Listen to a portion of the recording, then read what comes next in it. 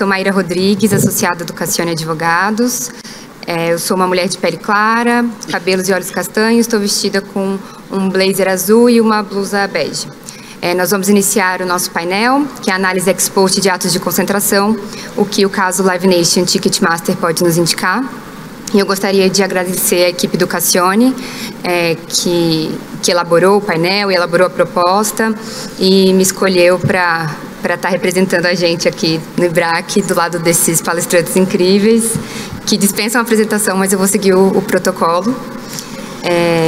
Primeiramente, o conselheiro Carlos Jacques, é conselheiro do CAD desde 2024, graduado em Direito pela Universidade de São Paulo, mestre em Direito e especialista em Direito Regulatório de Telecomunicações pela UNB.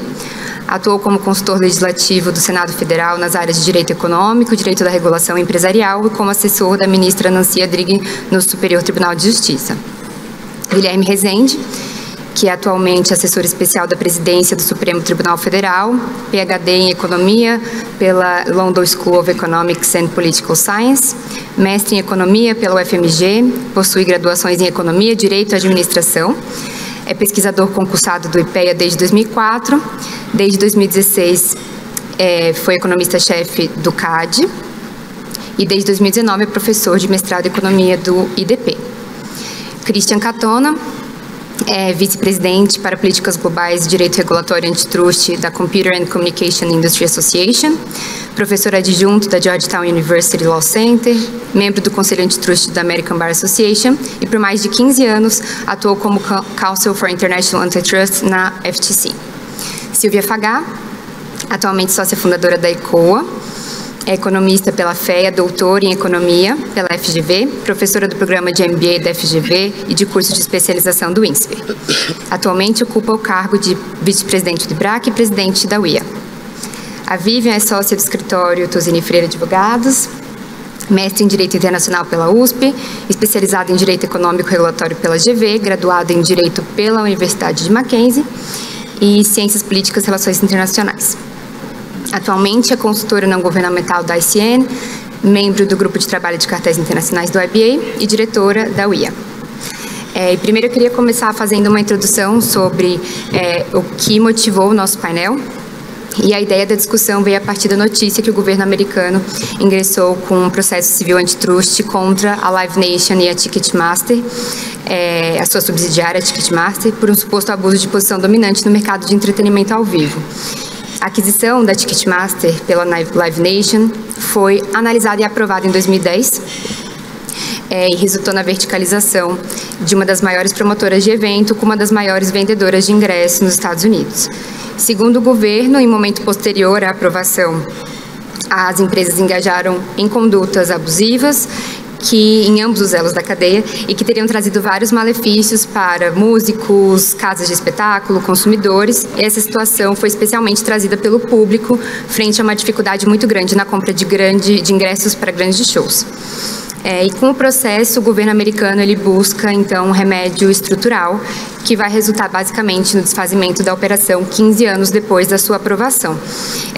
E esse remédio, essa solução que está sendo proposta pelo DOJ, traz um debate sobre qual é o contexto da análise desse caso, né? Se houve uma análise ex post em que analisou-se os efeitos da operação e essa operação está sendo, então, reanalisada, ou se há, então, uma apuração de uma conduta anticompetitiva em que há uma proposta de sanção estrutural.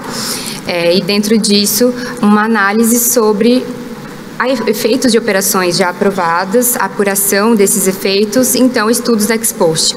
Então o objeto desse painel é justamente discutir essas análises ex post, o papel dentro do antitrust e o que o caso Ticketmaster Live Nation pode nos indicar dentro desse contexto. Para dar início para o nosso debate, eu queria contar com a experiência internacional do Christian, para dar um contexto adicional para a gente em relação ao caso, porque muito tem se falado que o DOJ foi muito corajoso em questionar o que aconteceu, olhar para o passado e tomar uma atitude em relação a uma operação já consumada, e que muitas vezes no passado a autoridade não teria feito isso. Então eu queria perguntar para o Christian se isso é verdade, né, e qual é o panorama da análise ex post nos Estados Unidos e internacionalmente, a importância dessas análises. Muito obrigado, Maíra, e bom dia a todos. Primeiro, eu gostaria de agradecer pelo convite e também pela oportunidade de apresentar aqui essa manhã. E também gostaria de parabenizar ao IBRAC por 30 anos de sucesso agora. E durante a última década, tive a oportunidade de participar de muitos eventos do IBRAC que foram verdadeiramente excelentes. E foi maravilhoso ver como a organização e como os eventos do IBRAC cresceram nos últimos anos e ficará muito importante, não somente no Brasil, mas internacionalmente também. E desejo ao IBRAC muito sucesso contínuo nos próximos anos. Sou uma pessoa de pele branca, cabelo castanho e estou usando um terno cinza e uma camisa branca. E comecei a minha fala em português, mas agora eu vou continuar em inglês, falando sobre o caso e também sobre ex post evaluation of mergers.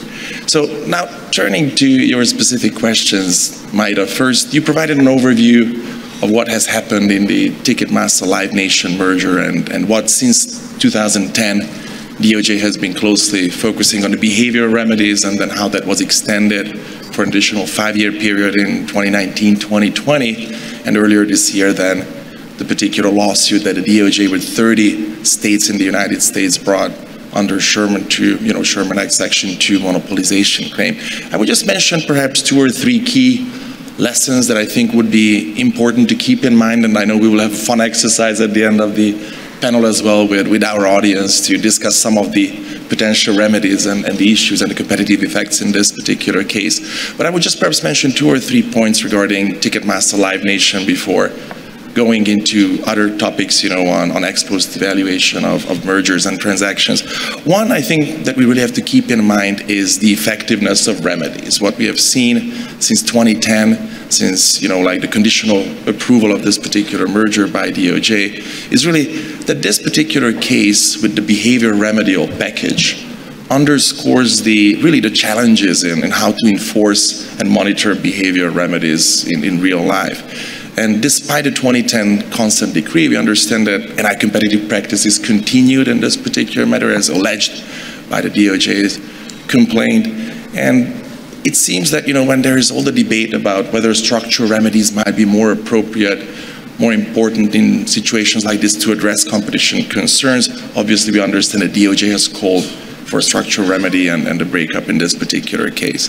The second item that I think we really should keep in mind is the need for vigilant oversight over time of these types of remedies, especially in the behavioral sphere. Because this case really demonstrates the necessity for really continuous monitoring and also the enforcement of antitrust agreements with the agencies and to make sure that there's compliance with those types of remedies that are part of consent decrees, just to make sure that there might be also emerging anti-competitive practices that should be addressed over time as part of this exercise. And third and foremost that I think we'll spend most of our discussion about, of course, is reevaluation of past decisions. So how can we look back? How can we reevaluate what previous decisions were made by competition authorities? What are the tools for that? And of course, importantly, what can agencies learn from that and implement then as part of their merger enforcement procedures? So what I wanted to turn to in particular is the review of consummated mergers that you referred to as well, Maida, in the United States. And for that to step back, we really have to understand that under the US antitrust laws, there is no so-called clearance or approval of a particular merger in the US. This is different, obviously, than how other jurisdictions work, whether it's the EU or other jurisdictions. But it's important to keep in mind that the US agencies regularly review and challenge mergers that might be either non-notifiable, so under the HSR notification thresholds, or importantly, they might have been post-consummation, so consummated mergers. And if you look at the last few decades, since 1976, since the HSR Act went into effect, you see an increasing number of merger challenges of, consummated deals by both the FTC and DOJ in a number of industries. When challenging consummated mergers, there are 2 things that I think are particularly important to keep in mind in the United States, also compared to other jurisdictions. And one is, as many of you know, in the US there is no time limit for this particular review. under the US antitrust laws. And that's different than, say, like Brazil under Article 88, Section 7 of the Brazilian competition law, where you can go after consummated transaction for a particular one-year window post-consummation, which is similar to Canada, Mexico, and other examples from other jurisdictions. In the US, if you look back, you really see that, especially in history, like, antitrust history several decades ago, you saw consummated mergers being challenged sometimes not only several years, but sometimes even decades after, like they actually, went into effect. So there is kind of like the extreme example, which is back from the late 1940s, where there was, a particular stock acquisition in DuPont, which was really challenged by DOJ 30 years after the particular transaction and the stock acquisition took place. Of course, we don't really see those read lately, like decades later would be, particular change. But you do see frequently, years later, a few years later, the agency is going after consummated deals. And the FTC has done that, for example, in a number of hospital mergers, also in a number of other areas, whether, some particular case, Evanston, you might be familiar with, is a case that previously was reviewed by the FTC, and then later, the FTC actually required remedies, or also another famous case, which is Chicago Bridge and Iron from the 2000s. But in any event, this no time limit for review is a very important element of how the agencies have the opportunity to go after consummated mergers. The other important part here is what can then be the fix or remedies, which can be relevant for our case, with Live Nation Ticketmaster as well, potentially years after consummation of a particular merger. And of course here, what is often discussed is how can you unscramble the eggs in case, there might have been already, a lot of integration between the merging parties. Here, obviously, the key point is to make sure that you address the particular concerns, the competition concerns, and find the most effective and available remedy.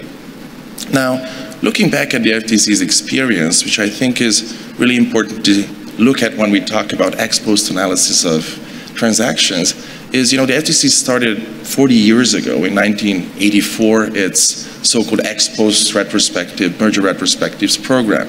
And it started it with, the review of 2 consummated mergers in the microfilm industry.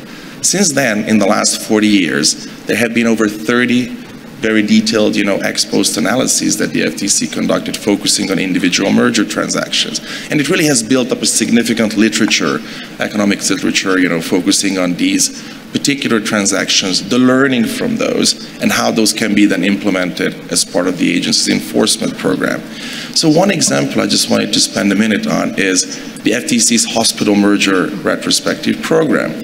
And just to provide some short background, until the early 2000s, especially in the 1990s, there were a series of FTC challenges and DOJ as well, that were brought by the agencies, which, the agencies thought would be allegedly very anti-competitive transactions. But one case after the other, the agencies lost them in federal court.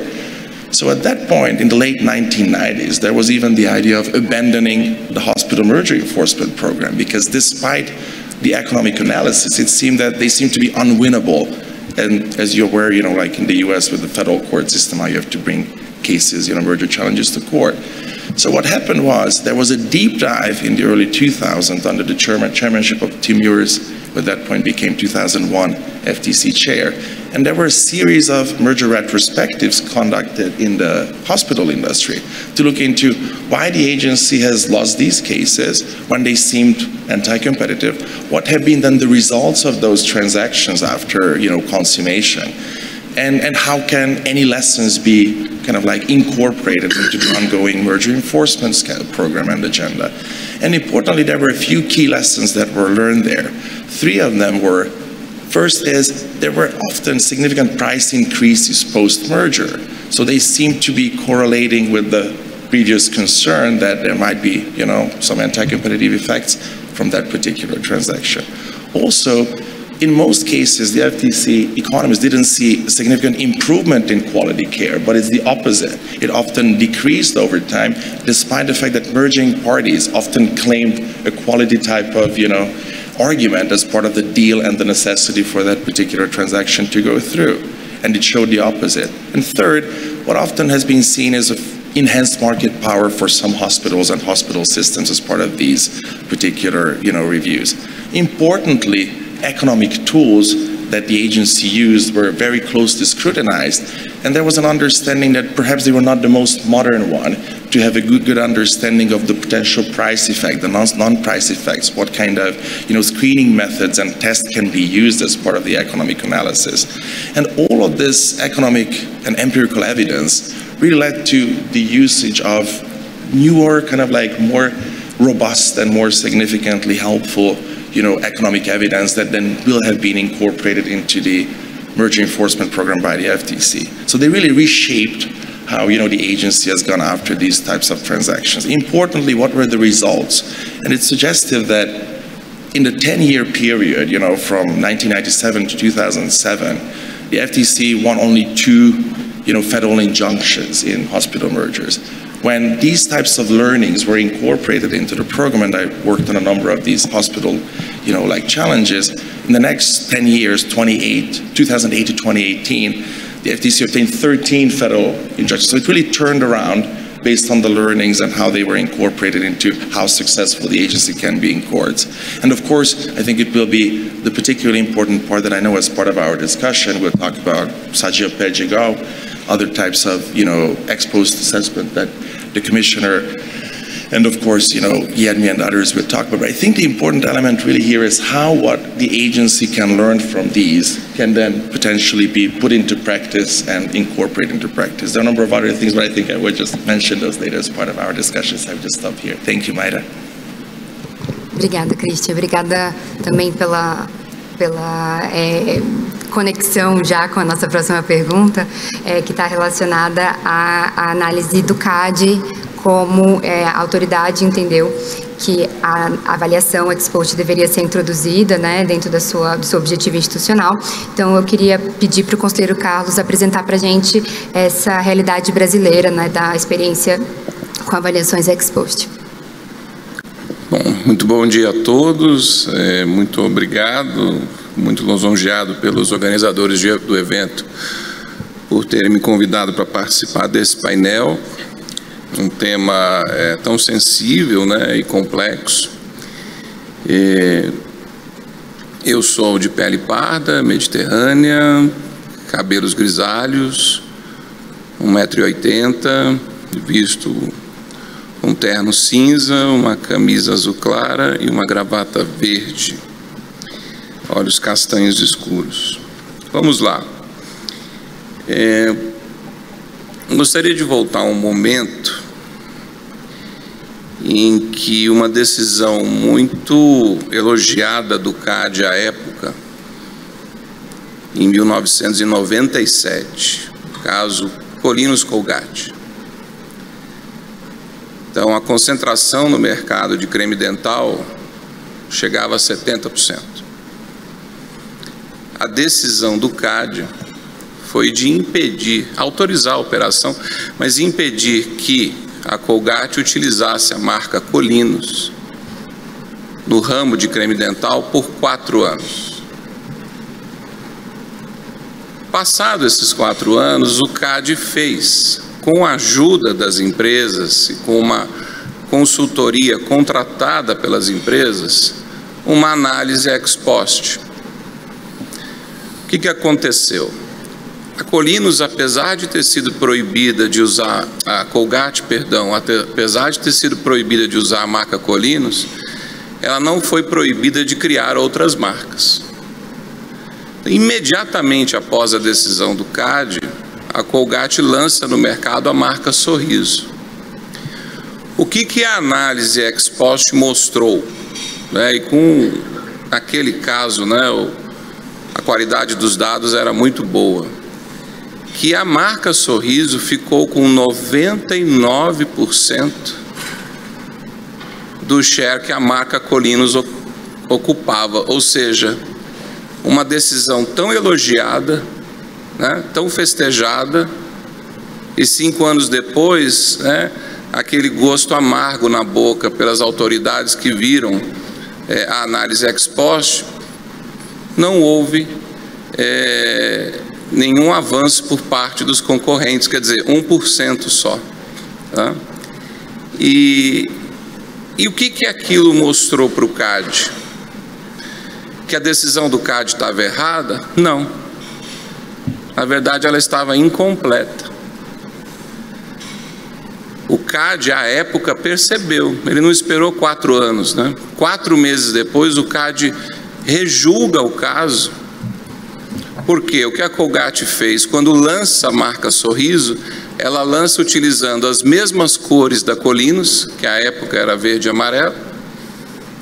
Ela mantém as mesmas publicidades televisivas, os mesmos filmes de anúncios televisivos, né, que tinha uma pessoa que mergulhava na piscina, em onde estava escrito Colinos, aparecia a palavra Sorriso. Então, 4 meses depois, o CAD proíbe a Colgate de, na Sorriso, utilizar as cores da Colinos, e também proíbe que a Sorriso utilize as campanhas publicitárias que estavam em voga para Colinos. Porém, o que se viu 4 anos depois é que esses 4 meses já foram suficientes para tornar a decisão do CAD inócua, praticamente inócua. Por culpa do CAD, sim, mas provavelmente não por falta de compreensão antitruste, mas por falta de compreensão de aspectos extracurriculares, aspectos que envolvem o branding, né? o marcário, porque as cores têm muita força, né? O cérebro lê as cores 7 vezes mais rápido que lê as palavras, né? Quem nunca entrou num posto de bandeira branca achando que era um posto Petrobras, quem nunca comprou uma esponja de acho achando que era Bombril e não era, porque as cores eram as mesmas, o layout era o mesmo, né? Então, qual foi o aprendizado para o CAD?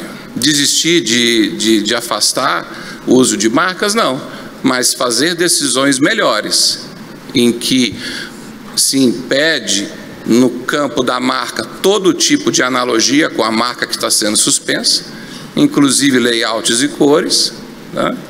E eventualmente também impede que a empresa, as requerentes, lancem novas marcas naquele segmento que apresenta muita concentração, né? Então, é evidente que a análise ex post tem benefícios do ponto de vista da accuracy, para que o CAD implemente nas novas decisões seus remédios de forma mais acurada, mais eficaz. Acho que isso não há dúvida. Agora, o que está em jogo são os desafios para isso. Esse caso da Ticketmaster, o que aconteceu? Na época, ele foi aprovado com uma série de condições. Não foi uma aprovação pura. Mas, anos depois, e muitos anos depois, o que se verificou foi o que a gente chama aqui no Brasil, Christian, de apagão, né?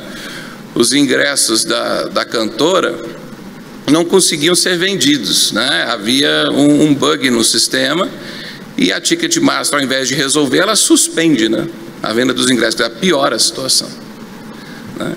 A partir desse fato, e que gera uma comoção nas redes sociais e que gera uma provocação do Congresso Nacional, é que se discute uma revisão. Por que eu estou dizendo isso? Porque se o CAD vai fazer uma análise ex post, a primeira coisa é quais são os critérios, quais casos nós vamos pescar para fazer essa análise. A gente vai usar um critério processual, né, uma periodicidade sazonal, a gente vai usar apenas os ACs que são de rito ordinário. Por que analisar uns e não outros? Quer dizer, o Christian acabou de dizer, né, que a FTC fez 30 casos, né, 30 análises ex post, mas em 40 anos. Né? Então, quantos casos assim? Em 40 anos, 30 casos nem parece ser tanto, né? Mas então, quer dizer, é possível analisar muitos casos? Pelo jeito não é, né? E qual critério? É um critério processual interno do CAD ou é quando uma fusão gera depois um abuso e uma conduta anticompetitiva? Ou será quando as requerentes prestam serviço mal depois da fusão, e isso gera inclusive uma comoção no país, né, uma provocação do Congresso?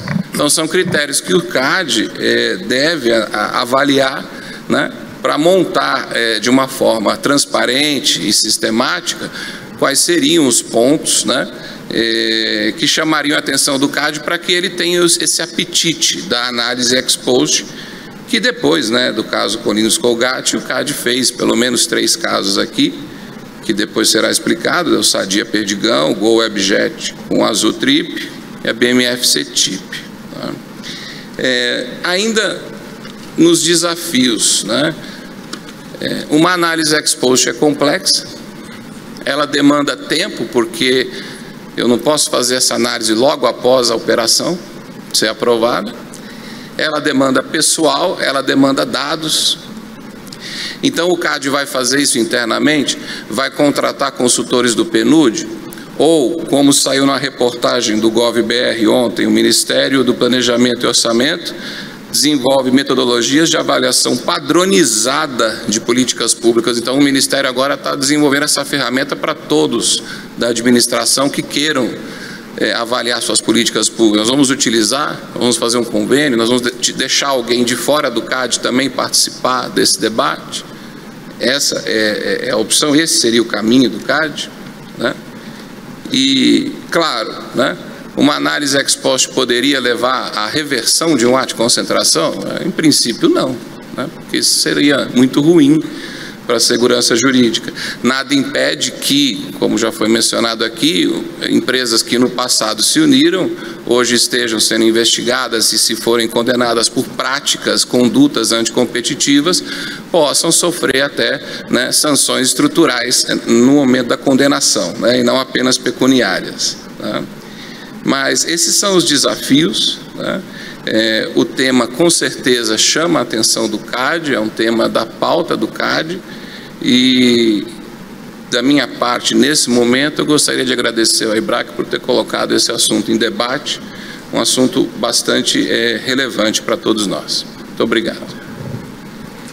Muito obrigada, conselheiro. Esse exemplo do caso da Colgate, ele é muito interessante porque ele mostra uma situação em que as partes fizeram, né, essa análise ex post, e uma reação muito rápida da autoridade, né, de 4 meses depois, fazer uma reanálise dos remédios aplicados, né, uma compreensão de como o remédio poderia ser mais efetivo.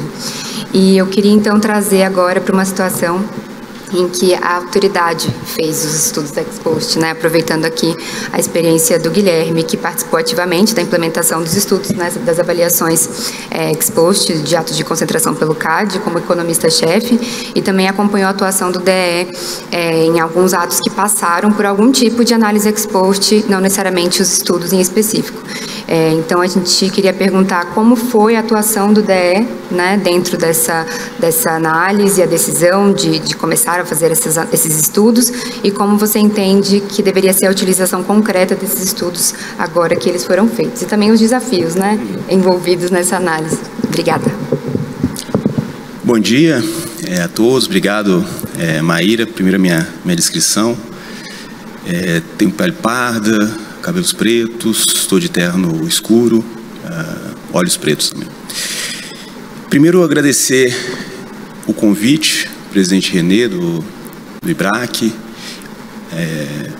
dar meu bom dia aqui a todos da mesa, Carlos, sempre um prazer estar aqui, encontrá-lo aqui nesses eventos, a Silvia, a Vivian, e o Christian. Tem um detalhe, que eu só tenho foto com ele no Carnaval de Salvador, né? Esse vai ser o primeiro momento aqui que a gente vai tirar uma foto numa mesa, né? Eu acho que a gente também se encontrou em algum evento virtual, mas uma mesa presencial, acho que foi a primeira vez, então fico feliz de poder ter essa foto. Em relação aos estudos, acho que é interessante contar um pouco como que, né, eu cheguei no CAD com essas ideias, né?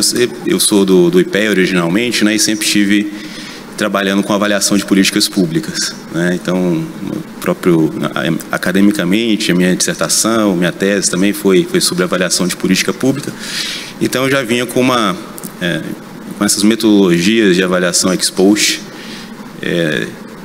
em mente, né? E aí, quando eu cheguei, falei, o que a gente pode fazer no CAD também para fazer avaliação ex post e, logicamente, além das condutas anticompetitivas, né, que a gente faz uma análise ex post, né, e aí está dentro do caso, não precisa muitas vezes de um estudo à parte para fazer isso.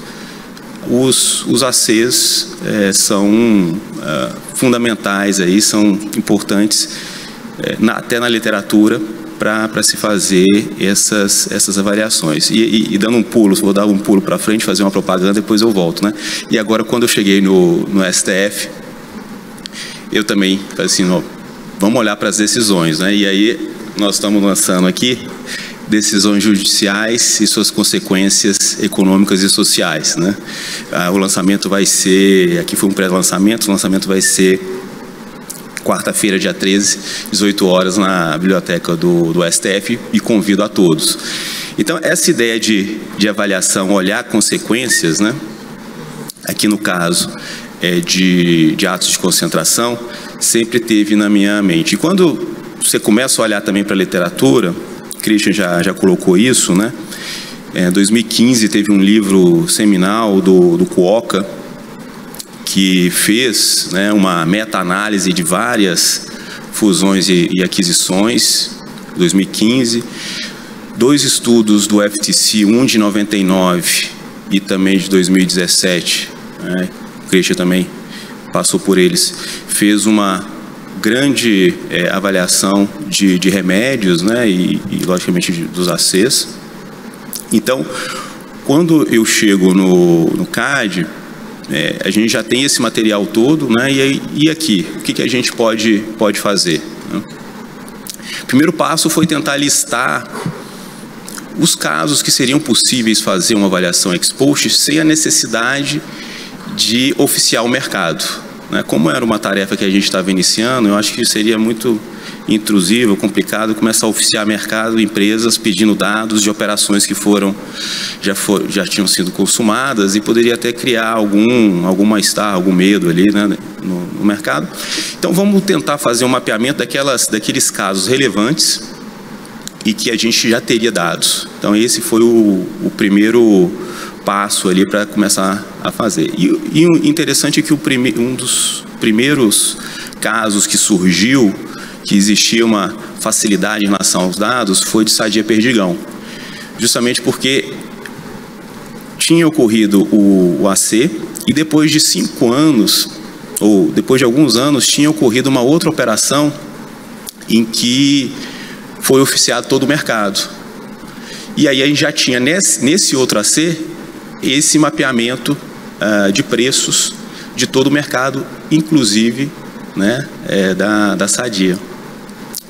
E aí a gente conseguiu fazer essa avaliação, essa primeira avaliação, sem a necessidade de oficiar o mercado, porque os dados já estavam no processo.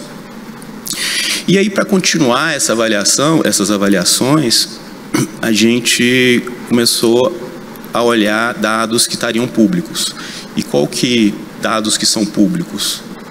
Dados de agências reguladoras. Então, essa foi uma outra fonte de informação. E aí a ANAC, né, com a sua base de dados, muitas vezes problemática em alguns sentidos ali, mas dava para fazer. Então a gente fez o segundo documento de trabalho, e a gente aproveitou a Lilian, né, que ela foi consultora, depois ela veio, né, para trabalhar como servidora mesmo lá no DE, e estava fazendo a tese de doutorado dela. E então ela aproveitou e fez essas 2 avaliações do setor aéreo, que é a Gol Webjet e a Zultrip. E aqui é interessante, só voltando, né, o primeiro resultado da Perdigão Sadia, não existiu efeito negativo de aumento de preço pós-fusão, né? Aqui também mostrou algumas dificuldades que não deu para fazer uma avaliação de todos os mercados relevantes envolvidos, né? Foram basicamente 2 mercados relevantes, de lasanha e pizza. A gente não conseguiu dados para fazer de todos os mercados relevantes, mas esses 2 a gente avançou, e foi uma metodologia que a gente até utilizou nas outras avaliações, que é muito difundida, já está até em guias, né? O próprio governo federal, o Carlos Jacques estava falando, né, dessa talvez metodologia unificada para se fazer. E o próprio governo federal já publicou alguns guias, né, de avaliações ex ante, metodologia de avaliação ex post, que ajuda, né, e tem trabalhado junto esses guias com as análises de AIR, né, análise de impacto regulatório e análise de resultado regulatório, né, uma fazendo avaliações ex ante e a outra fazendo avaliação ex post. Então também as metodologias já são um pouco conhecidas, né, e talvez a mais robusta e a mais utilizada é a diferença em diferenças, né, que olha antes e depois da operação, controlando por contrafactuais, ou seja, mercados que são semelhantes àquele da operação. Então foi feito a Sadia Perdigão, depois Gol, Webjet, Azul Trip, e aqui o resultado foi interessante, que mostrou também um efeito de redução de preços da Gol e Webjet pós-operação e uma inexistência de efeito em relação a tarifas da Trip e Azul, mais um aumento no volume, né, na quantidade de assentos ofertados, né, dessas após a operação. Aqui é interessante que geralmente esses ACs, eles, como são casos, né, bem complexos, né, e com potenciais danos ao mercado, eles vinham juntos sempre com alguns remédios. Então, quando a gente está falando de avaliação, a gente está falando uma avaliação também dos remédios, ou seja, é o efeito junto com aqueles remédios que foram aplicados. Então, muitas vezes é difícil ter, e quando é setor aéreo, né, você tem, em alguns aeroportos, você tem aquela aplicação de alguns remédios em relação a slots e outros não, né? Então, muitas vezes é difícil distinguir ou separar, né, o efeito do remédio da própria operação. Então, o que a gente consegue ver é que não houve, né, prejuízo para o mercado, independente ali do remédio. A gente está olhando também o remédio aplicado. E, por fim, uma outra operação foi a BMF CETIP, que aqui teve uma discussão intensa nesse caso, porque era a criação de monopólio, né? Como que o CAD vai criar um monopólio, né? Ou vai deixar, né, um monopólio ser criado, e teve votos muito contundentes para a não aprovação dessa operação, né? A operação foi aprovada com remédios. E aí eu aproveitei um aluno que eu estava orientando no IDP, e ele falou: professor, eu consigo esses dados publicamente, não precisa oficiar a B3, né, que foi criada, e a gente vai fazer como contrafactual pegar bolsas de outros países semelhantes ao Brasil para fazer esse antes e depois.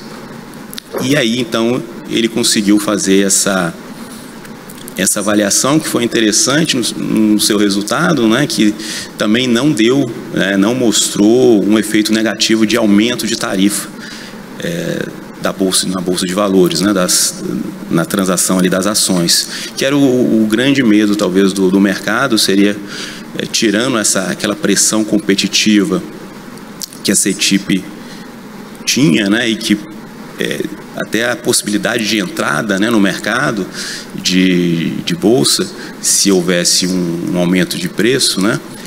Então, essa retirada dessa concorrência potencial era uma grande discussão. Mas depois, com a avaliação, mostrou-se que não houve esse aumento de preços nas tarifas. Eu ressalto isso justamente para a gente muitas vezes tirar esse mito do monopólio, né? Que muitas vezes operações, né, de 2 para 1 seriam sempre terríveis. Não, depende do caso, né? E depende dos remédios também aplicados. E por fim, eu falei de concorrência potencial, não estava na nossa lista inicial aqui de casos exposto, mas tem um caso também bastante interessante em que o Fernando, que é o coordenador de AC lá do CAD, do DE, ele também, na sua dissertação de mestrado, ele revisitou o caso da Gol e Webjet e falou: não, a linha aqui já olhou os efeitos da operação nas tarifas, a concorrência, digamos assim, direta. Agora eu quero olhar a retirada, né, desse concorrente e o que isso impactaria nas linhas em que existia uma concorrência potencial, né? Não existia a concorrência real, mas existia a possibilidade dela entrar, né? Então ele fez um estudo de concorrência potencial, e aqui foi interessante que ele mostrou que houve um aumento de preço nessas linhas, né, nessas rotas que existia concorrência potencial, cerca de 5 a 8% de aumento de preço. E aí traz uma discussão interessante que muitas vezes é deixado de lado ou não é dado muita luz na avaliação de ACs, é sobre concorrência potencial, né? A gente está aqui investigando um mercado tradicional, mas a gente sabe que concorrência potencial, mercados adjacentes, está muito em voga também em plataformas digitais, né? E aqui se coloca um problema sobre esses efeitos da retirada de um concorrente potencial do mercado, né? E ele joga a luz sobre isso. Talvez esse estudo também sirva para quando o CAD for avaliar esses mercados em que existam retirada de concorrente potencial, se dê mais, digamos assim, mais enfoque, né, e se estude um pouco melhor esse fenômeno. Eu não queria avançar muito aqui, eu tenho vários pontos aqui para falar, mas talvez avançando aqui para utilização em casos futuros, o que eu penso dessa experiência que o CAD já tem sobre avaliações ex post, é que já foram analisados alguns casos que foram problemáticos, né, que tiveram imposição de remédios, mas existe uma gama muito grande de casos que são os sumários, são aprovados, né, sem nenhuma restrição, porque, né, a princípio, né, não existe problema, né, concorrencial, mas seria interessante, até utilizando os cadernos do CAD, que já fazem um mapeamento, né, de todos os ACs naqueles setores, né, e olhar talvez os cadernos do CAD, pegar um setor específico e tentar fazer uma análise ex post dos casos sumários, né? Talvez começando pelos mercados regulados, que você já tem dados, né?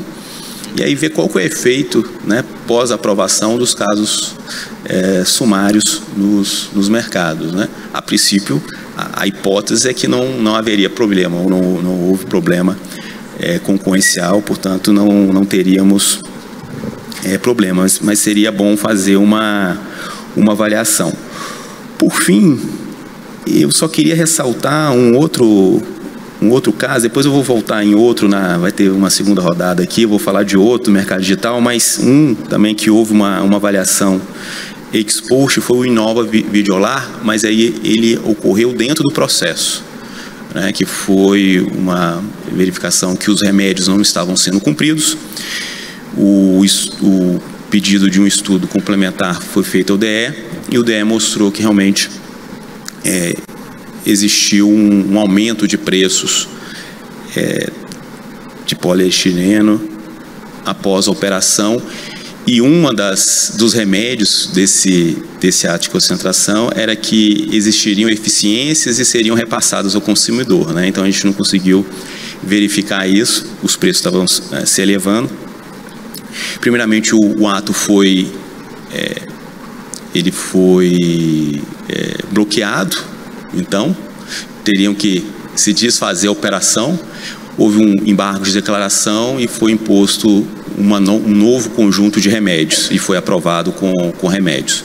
Mas a visão do estudo DE é que realmente houve aumento de preço após a operação e que não estava cumprindo os remédios que foram acordados. Acho que era isso, não queria passar muito do meu tempo e depois a gente volta para complementar. Obrigado. Obrigada, Guilherme. E a gente está muito feliz de participar dessa foto também, tá? E aproveitando então a Silvia e a expertise dela também econômica, Silvia, você pode dar um panorama para a gente das dificuldades e desafios econômicos, principalmente considerando a experiência nacional e internacional que a gente já comentou? Bom dia a todas e a todos. Queria começar agradecendo o convite para compor esse painel e parabenizando a Denise, a Maíra pela proposição e organização diligente aqui do painel. Bom, eu sou uma mulher de pele clara, cabelo platinado, olhos escuros, óculos e estou usando uma roupa preta. Avançando aqui já na sua pergunta, eu acho que a gente tem vários elementos aqui do ponto de vista econômico que merecem ser avaliados e desafios para serem avaliados, na verdade. E até para isso eu não vou fazer uma apresentação em PowerPoint, mas queria só projetar aqui um slide, se possível, que consolida aqui os principais pontos, e até aproveito para agradecer a Jéssica e o Miguel que me ajudaram com o debate interno e a organizar esse slide aqui. Bom, o que a gente tem, digamos, enquanto critérios e possíveis métricas, né? Claro que preço acaba surgindo como a principal variável para a gente avaliar, especialmente nos mercados mais tradicionais, e acaba sendo a variável, inclusive, mais objetiva, né? Então, quando a gente pensa de mercados regulados, a gente tem uma disponibilidade de informações muito mais disponível, de fato.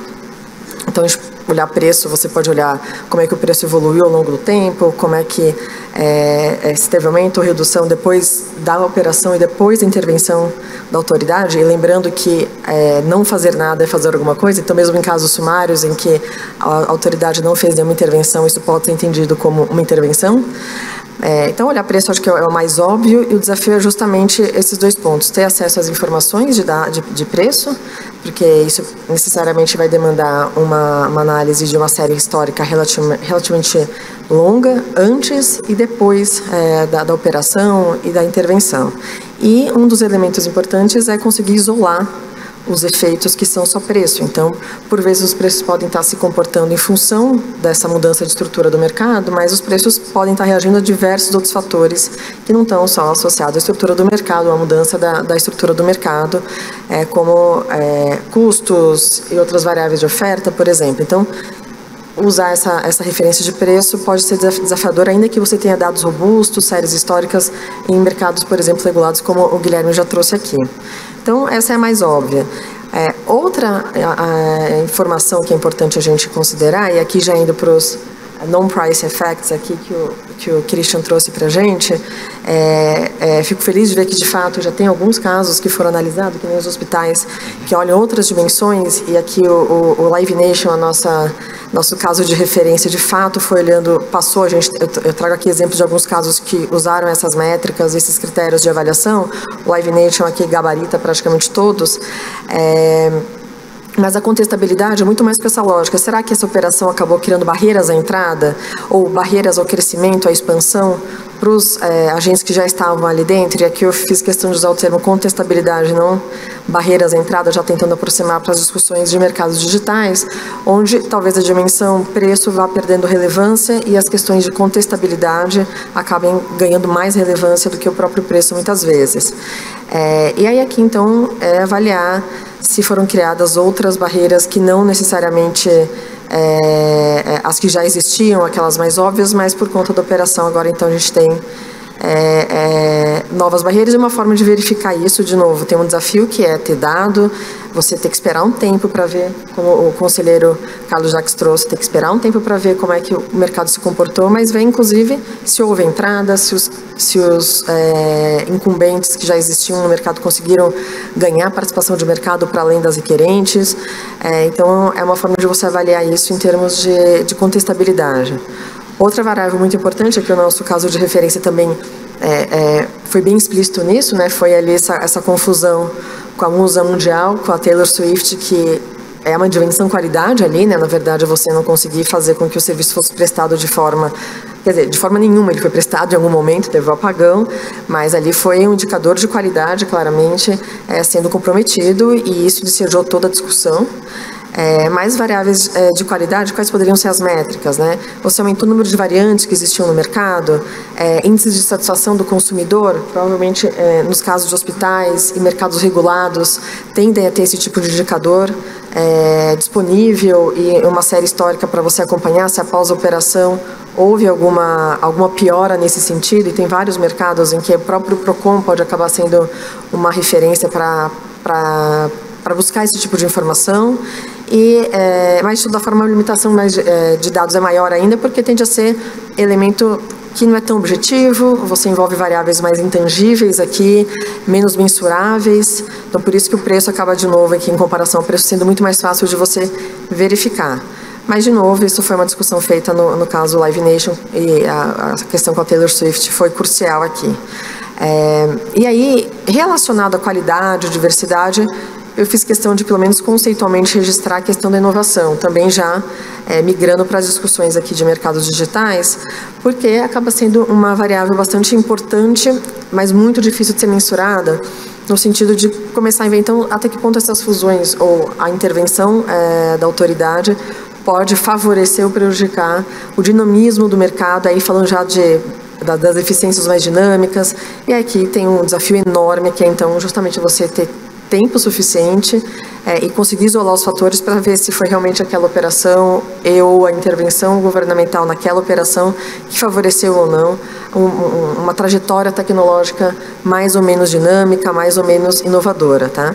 E aqui até tem métricas que, pelo menos, seria possível de verificar. Existem alguns dados públicos que permitem, pelo menos setorialmente, verificar investimento, esforço tecnológico, esforço inovativo, na verdade, das empresas. Então, existem algumas métricas, mas seria uma avaliação muito mais de médio ou longo prazo.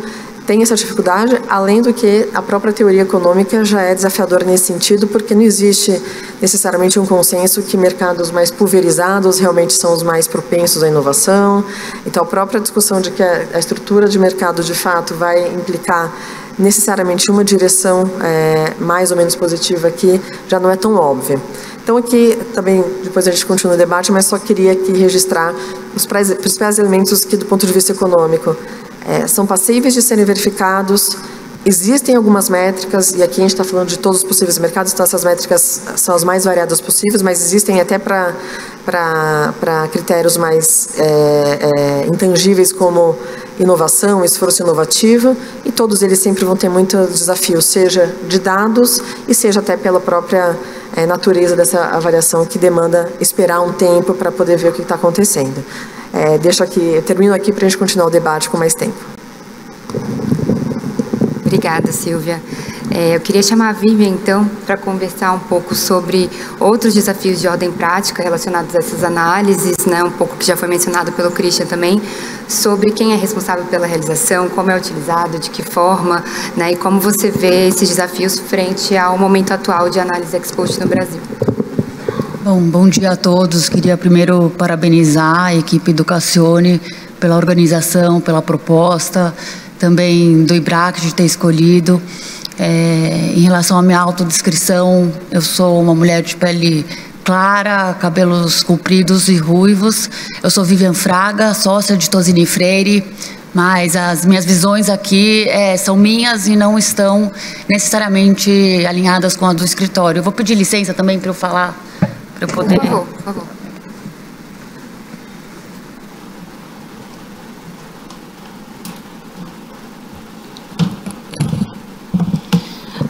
Bom, a Maíra perguntou, né, qual que é o estado das coisas em relação às avaliações ex post no Brasil. E eu acho que para falar desse momento atual dos estudos ex post no Brasil, é preciso falar necessariamente do momento atual do CAD enquanto instituição. E o que esses dias aqui no 30º seminário do IBRAC deixaram muito claro para todos nós é que o CAD vive o seu auge institucionalmente, que atingiu um ápice alto da sua maturidade institucional. E aqui eu me refiro à amplitude e densidade da nossa lei, eu falo do nosso rico arsenal de guias, de regulamentação, eu falo da estabilidade institucional, eu também falo da nossa credibilidade no mundo, e aqui eu faço também menção ao nosso painel ontem, em que ficou clara a projeção e a enorme relevância internacional do CAD. A Bruna Queiroz, chefe do Departamento Internacional do CAD, expôs assim, com muita propriedade como o CAD se torna uma liderança na região da América Latina e as posições estratégicas e de relevo que a autarquia conquistou em fóruns muito importantes no mundo. Então, ICN, OCDE, UNCTAD, ABA. Então, a gente vê hoje um CAD com uma musculatura técnica, jurídica, econômica, o DEE, e aqui eu elogio o trabalho do Guilherme Rezende ao longo do seu mandato, há vários mandatos na autarquia, porque tornou uma potência essa unidade econômica que, desde a SDE, muito embora tenha sido inaugurada em 2009 no CAD, na SDE, quando eu trabalhei lá, já tinha uma unidade específica econômica. Então, o DE é o precursor e o catalisador dessa unidade econômica tão importante que, de novo, é uma potência em termos de produção, de material econômico, de advocacy. Eu também aqui me refiro a um time robusto de servidores e profissionais tão qualificados do CAD, e aqui também eu falo da excelência da liderança do CAD.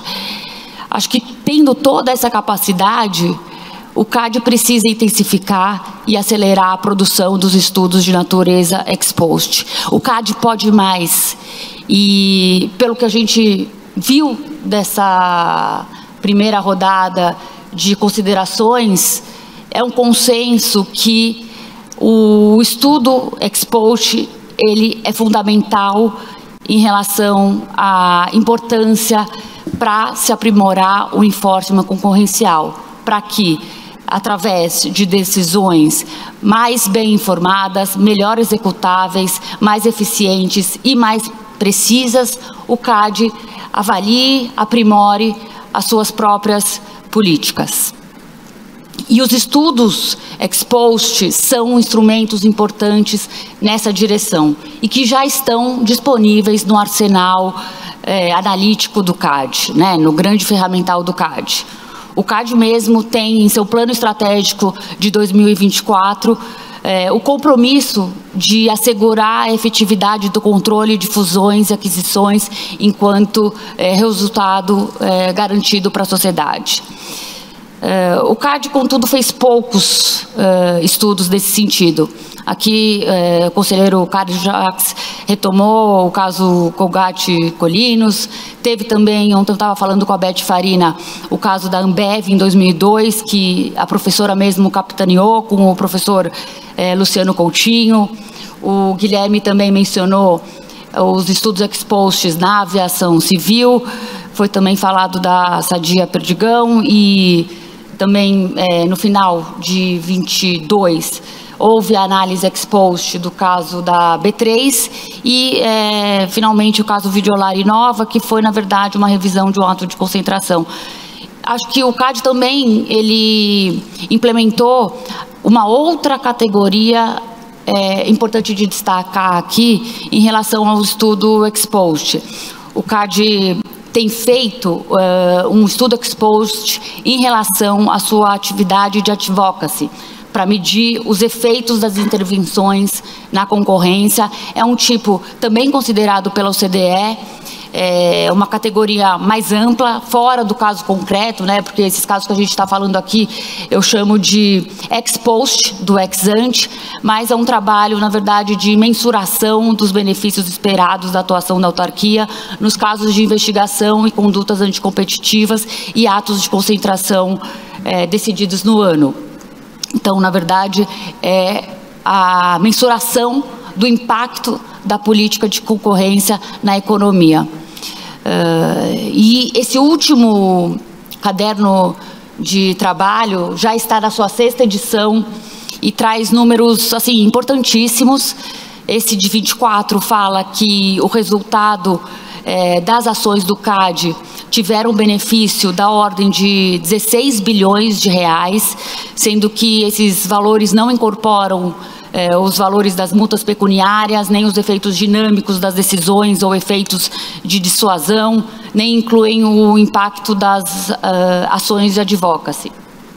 E ainda tem uma consideração que esses números são subestimados, são conservadores, por conta dessas questões que ainda ficam de fora. Mas, de novo, apesar desses avanços, apesar do nosso repertório importante, sofisticado, dentro do DEE e fora dele, para que a gente possa empreender a essa melhoria regulatória, o repertório nacional ele é pequeno e ele é pouco sistemático se compararmos ao de jurisdições com as quais nós queremos ser comparadas. Então, o Christian mencionou o FTC, mencionou que se há um programa começado, né, em 1984, eu dei uma olhada, é um programa extremamente robusto, exclusivamente dedicado a estudos de retrospectivas de mergers, com várias atualizações em relação às avaliações por ano. O DigiComp, por exemplo, publicou nesse ano, há poucos meses, um novo relatório sobre a evolução da concorrência na União Europeia em relação a um estudo retrospectivo nos últimos 25 anos. O CMA do Reino Unido também possui uma obrigação de fazer um estudo ex post regulatório, realizando avaliações ex post regulares, e tem uma meta de ao menos 2 casos por ano fazer essa avaliação. Eu acho que esse poderia ser um caminho para o CAD. O CAD poderia estabelecer um programa plurianual de avaliação ex post, contendo metas de quantidade de avaliação ex post a serem realizadas por ano. Acho que teve uma recomendação da OCDE também no sentido de capacitar os profissionais do DE, porque são análises, como a Silvia mencionou, como também o conselheiro Carlos Jacques falou, e o Guilherme, são análises extremamente sofisticadas, que requerem dados, é uma análise muito intensiva em dados, e acho que beneficiaria também a unidade econômica do CAD ter uma capacitação específica, mais sofisticada para os nossos servidores e fazê-la de forma generalizada dentro do CAD. Acho que esse incremento na capacidade institucional da autoridade concorrencial certamente vai possibilitar uma melhoria no processo decisório, principalmente em termos de qualidade de decisões. A minha visão é que o estudo ex post, ele é, a rigor, a última fase do ciclo analítico de um enforcement concorrencial potente. A avaliação da avaliação é a etapa final, conclusiva e necessária para o encerramento do ciclo analítico concorrencial. A fundamental fase em que se afere se a tomada de decisão atingiu os benefícios esperados, por exemplo, se os remédios foram capazes de restaurar ou manter o nível de concorrência no pós-operação, é fundamental. Acho que no final do dia é uma questão de melhoria de qualidade regulatória. Eu fico à disposição aqui do CAD, tem um white paper que eu produzi para essa palestra e fico à disposição também para discutir com quem quer que seja essas visões que aqui eu expus. Muito obrigada. Obrigada, Vivian. Christian, quer fazer um comentário? Sim, obrigado, Mayra. I just wanted to follow up on one particular point that Vivian's excellent categorization of different types of ex post studies and retrospectives, I think, really brings to mind as well, which is, you know, when we think about individual studies, you know, from all of us on the panels, we've heard about individual retrospectives, whether it's being conducted by CAGI, FTC, or other jurisdictions, competition authorities. But I think it's really important to keep in mind what we have also been seeing recently, especially the last few years from a number of competition authorities, which is kind of like looking at conducting broader kind of like market-wide like ex-post studies, or looking at particular transactions that perhaps were not notified or consummated in different jurisdictions, and potentially looking into the competition effects there to have a deeper understanding of, have there been any competition issues or competitive effects that haven't been, covered by the agencies in that. And to give you an example, in the United States, the US FTC conducted a detailed 10-year study from transactions from 2010 to 2019, covering a 10-year period, and it was published then in 2021, looking into 5 technology companies' non-reportable transactions, so the transactions that did not reach the HSR notification thresholds, and that included over 600 transactions. I understand that CAGI in 2021, 2022 also did a similar study focusing on digital or technology mergers and transactions, looking into those particular transactions, have a deeper understanding. Have there been any competition issues that perhaps haven't been discussed or covered or reviewed by the agency? And if you look at international examples, the Israeli Competition Authority ran a similar, study. But also, for example, on Sylvia's side, I saw, for example, the Lear report mentioned from the United Kingdom, which in 2019 looked at specific digital mergers, for examples as well, but also looked broader, like technology or digital connected market-wide effects there. The point here, what I wanted to highlight is contrasting this particular experience with, for example, the hospital merger, revision of the hospital merger revision program of the FTC is particularly important to understand what agencies are looking for when they conduct these types of ex-post studies. If the result is that after reviewing several hundreds or several transactions, and there are no particular systemic competition concerns, that is a good response. It confirms to the agency that they have been doing the job. It doesn't mean that there cannot be one particular transaction that perhaps wasn't reportable and that wouldn't have been anti-competitive. But the point here is there a need for any kind of, adjustment of the tools, adjustment of the competition or merger policy in this space? Is there anything else needed for the agency to address any kind of concerns? And of course, in recent years, as part of the discussions about whether it's killer acquisitions, whether it's value-based transaction thresholds that should be or could be introduced in some jurisdictions, or whether just have a deeper understanding of, have there been transactions that systemically have not been caught, I think we all have to keep in mind. As the Commissioner mentioned, importantly, these are very resource-intensive exercises for, for the agencies, for those who conduct these types of studies. So when we want to make sure that we do these ex-post studies, it's important that they don't just stay on the shelf, but they will be used by agencies and practitioners worldwide. And I think, one other thing that I also wanted to add, in addition to the excellent OECD documents that Vivian referred to, the ICN 2 years ago in 2022 did a very detailed survey focusing on ex-post studies, and that also showed that based on primarily these resource and data intensive concerns,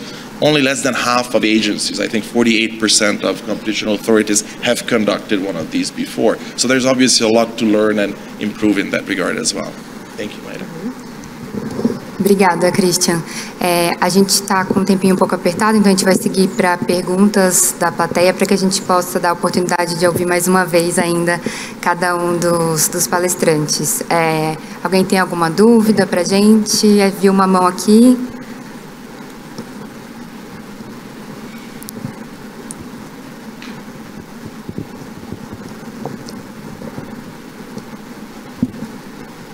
Olá, bom dia a todos. Eu sou o José Matheus, da Go Associados. Eu gostaria primeiro de parabenizar a todos pelo painel, muito interessante. E uma dúvida que eu fiquei, acho que principalmente para o Guilherme, é que assim, parece que o primeiro requisito é você ter acesso aos dados das empresas para fazer essa avaliação ex post. E eu gostaria de saber se já teve essa discussão no CAD, até que medida seria factível pedir para as empresas, depois dos autos de concentração, ficarem reportando, por exemplo, preço e quantidade, para que eventualmente, quando tivesse disponibilidade de braço, etc., fazer essas avaliações ex post. Obrigado, José Matheus. Então, a coleta dos dados, eu acho que é o ponto, como eu disse ali, até nessa início, né, de quando eu cheguei para fazer as avaliações ex post, como consegui-los, né? Uma seria essa, né, pedir ou fazer uma requisição às empresas para elas enviarem. Eu acho que esse monitoramento constante, envio constante dos dados, eu não sei se seria a melhor opção, né? Porque muitas vezes você vai pedir dado, vai gerar um custo até para as empresas ali, e depois não vai utilizá-lo.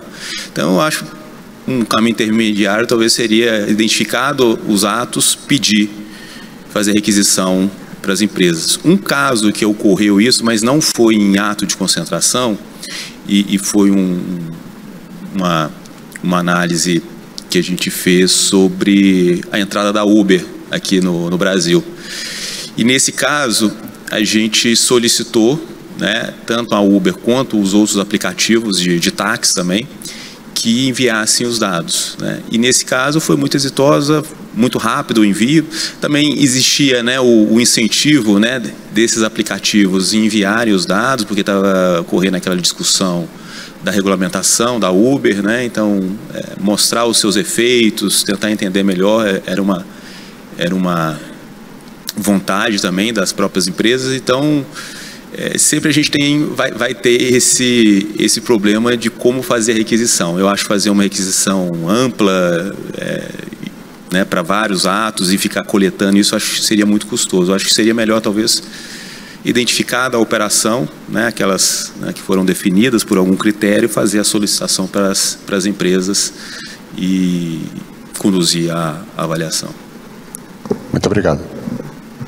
E aqui, complementando a fala do Guilherme, na mesma direção, inclusive, por vezes até, mesmo para fazer uma avaliação do preço em si, pode não ser suficiente ter o dado só da empresa. Claro que em algumas situações a própria empresa até já adquire uma base de dados que tem dados do mercado, dos concorrentes, mas para fazer uma avaliação, inclusive permitir isolar os demais efeitos que podem estar afetando o preço para além da estrutura nova do mercado, é importante ter como se comportou o mercado como um todo. E muitas vezes a empresa não tem essas informações do mercado como um todo. Então seria necessário não só pedir para a própria empresa, mas teria que, na prática, acabar oficiando ou solicitando informações do mercado como um todo. Então, acho que esse é um dos grandes desafios, de fato, acessar as informações.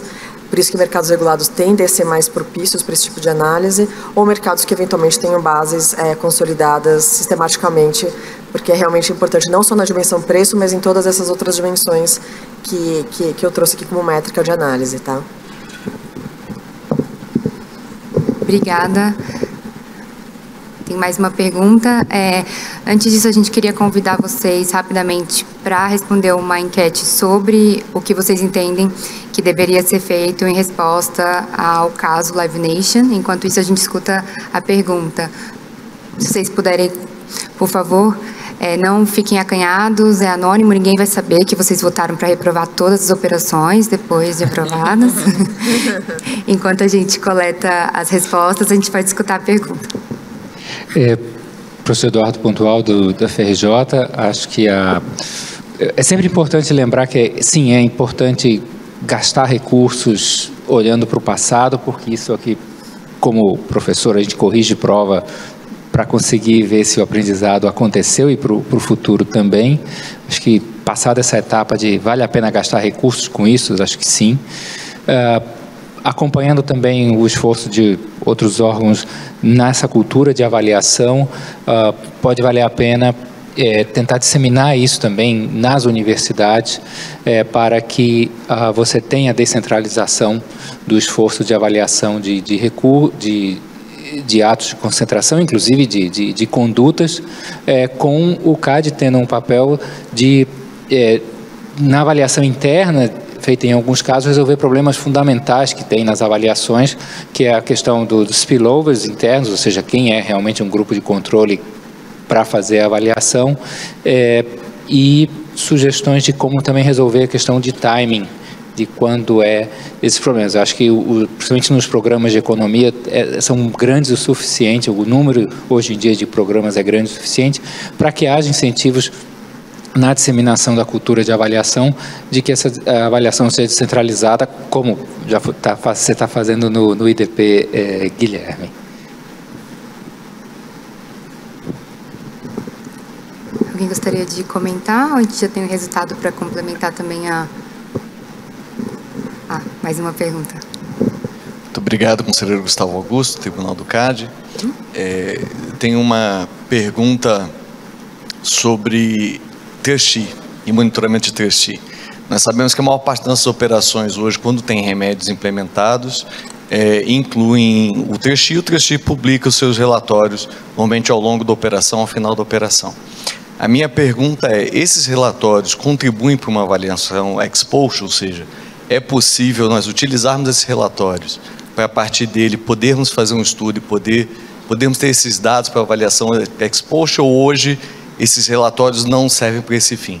E caso positivo, ou seja, caso realmente não sirvam, o que o Tribunal do CAD poderia adaptar, ou se talvez não fosse o caso de adaptar, nos relatórios do TRIX para conseguir se obter esses dados, ou se isso deveria ser um remédio? E perguntando para o Christian também se outras jurisdições implementam como remédio, como obrigação de uma operação, ela ser monitorada e fornecer dados para uma análise ex post, se há alguma experiência em relação a isso. Talvez, só Gustavo, obrigado pela pergunta, oportunidade até de falar de 2 documentos de trabalho que o DF fez também. Um de 2020, o número 2, e o número 3 de 2023, que é análise de remédios. Bem uma análise ampla, tentando mapear se o remédio era estrutural, comportamental, quais eram as restrições impostas. Não é uma avaliação em si, mas um mapeamento disso, e até pegando insumos dos próprios trustees para fazer esse mapeamento. Sendo bem direto, a gente está com pouco tempo aqui, eu acho que não, a princípio não, utilizar isso para avaliação ex post, que a gente está falando aqui, efeitos geralmente de preço, né, quantidade sobre o mercado. Por quê? Porque os remédios, o monitoramento se dá no que foi acordado, e o efeito, né, sobre o mercado, que vai ser preço, ou inovação, ou quantidade, não está como uma incumbência do trustee fazer esse tipo de análise. Então, você tem algumas informações sobre o mercado a partir desse monitoramento, mas não as informações necessárias para se fazer uma avaliação ex post da maneira que a gente está tratando aqui. Sim, rapidamente, dentro desse contexto, né, que o Christian também comentou, que é muito importante que, se o CAD vai fazer a avaliação ex post, ele tem que deixar claros os objetivos, né, para que isso não seja, então, uma espécie de tentativa de regulação ampla e muitas vezes sem os instrumentos necessários para se regular, né? Então, definir os objetivos ajuda no tratamento, a depuração também dos dados, né? Segregar o que é efeito da operação, o que é evolução natural do mercado, né? Não deixar essas coisas serem misturadas, né? E, portanto, também, quando a gente vai analisar os dados do trustee, os dados que nós produzimos, numa análise ex post, a gente definindo um objetivo, a gente verifica se é possível ou não analisar aqueles dados, se eles são úteis ou não a partir do objetivo que nós traçamos. Yeah, I think on the monitoring point, I know we will have a couple of minutes, hopefully, to discuss this particular element as well with our exercise. But just going back to the international example, based on your question, Commissioner, I think it's really important that, again, going back to keep in mind, what is the objective of the particular ex post analysis and how that can be used then, whatever the findings are, in, like the day-to-day policy and enforcement type of experience and expertise of the agency. Here, one thing that I just wanted to add and follow up on, when it comes to no systemic concern, some of the previous points I mentioned, what we learned from broader ex post analysis, not only the individual ones, but kind of like more the sector-wide or market-wide ones. It's really important to understand then what they will result in. Will they actually need to be, particular adjustments, tools or so to the competition policy framework, to the competition policy toolkit? And one example that, internationally comes to mind is, how the value-based merger notification thresholds were introduced in Germany and Austria in 2017-18. If one looks at that particular experience, it goes back to some of the previous tools that we discussed, whether a particular jurisdiction has, the jurisdiction, the authority to go after and review non-notified mergers. If that's not the case, potential issues and transactions might have been identified that should have been reviewed by the agency. One sees how that experience over time plays out and whether there was actually really a need to make those types of policy adjustments. The experience with Germany and Austria shows that over the last 7 years, it seems that all those transactions that were captured now under the value-based notification thresholds were cleared in phase 1, meaning that potentially there can be, again, some transactions that, like a few a year or one a year, who knows how often. But the question here is there a systemic concern we're trying to address? And then in that regard, it seems the answer here internationally is go after the experts and try to understand those deeper. I know we only have a few seconds, I just wanted to get back to you. Obrigada, Christian, não se preocupa. Na verdade, esses resultados são bem interessantes porque mostra uma vontade de intervenções maiores, né? Por exemplo, implementar um mecanismo de monitoramento, que também está alinhado com os comentários do conselheiro Gustavo, do Guilherme, para monitorar efeitos das operações e incluindo, então, essa possibilidade de reversão. Teve bastante votos relacionados a isso e também muitos relacionados à aplicação de sanções estruturais. Não sei se algum dos panelistas quer fazer algum comentário breve, final, sobre o resultado ou algum comentário adicional. Muito rapidamente, concordando com você que tem alguma inclinação na direção de uma intervenção, de usar esse tipo de instrumento para justamente favorecer uma intervenção mais rigorosa, mas também acho que tem bastante dúvida, né? Na verdade, acho que várias das respostas também foram na direção de que isso deve ser só um instrumento para melhoria do enforcement de forma geral e não simplesmente para reverter aquele caso específico, né? E acho que isso até pode ser uma forma de criar mais ou menos incentivo da própria empresa cooperar com essa análise ex post, porque quanto maior a ameaça de uma reversão, menor tende a ser o incentivo também de uma cooperação aí que acaba sendo importante. Mas enfim, só essas considerações finais aqui. Com certeza. Queria talvez 30 segundos aqui, o tempo já está estourado. Eu ficaria entre uma combinação da A com a resposta C, e explico, né, até pegando o caso da iFood Pedidos Já, que eu falei que ia comentar. A iFood Pedidos Já foi uma aprovação sumária, foi aprovada, mas foi identificado 2 pontos que a ASG alertou. Estava existindo uma compra contínua de empresas pequenas pela iFood, que poderia caracterizar uma key acquisition, que ela falou, olha, a próxima aquisição nós poderemos bloquear, então deixou esse recado. E uma outra foi em relação a contratos de exclusividade. Olha, não existe contrato de exclusividade, né, no tamanho, no montante aqui que está prejudicando o mercado, mas se isso aumentar, a gente pode abrir uma investigação. E foi isso que aconteceu.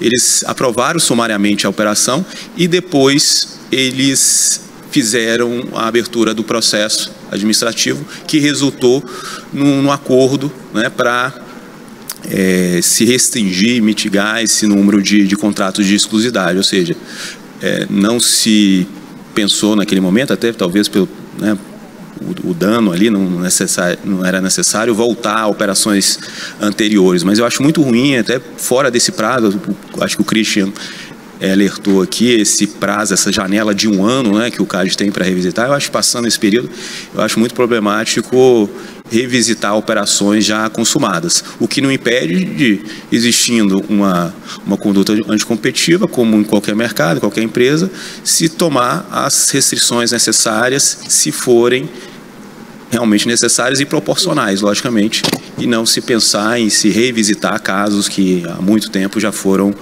consumados. Bom, a gente poderia discutir por muito mais tempo, né, sobre a matéria, mas eu queria agradecer a todos pela presença, agradecer a todos os panelistas pelas contribuições. Muito obrigada ao IBRAC também pela oportunidade de discutir esse tema. E é isso, gente. Muito obrigada.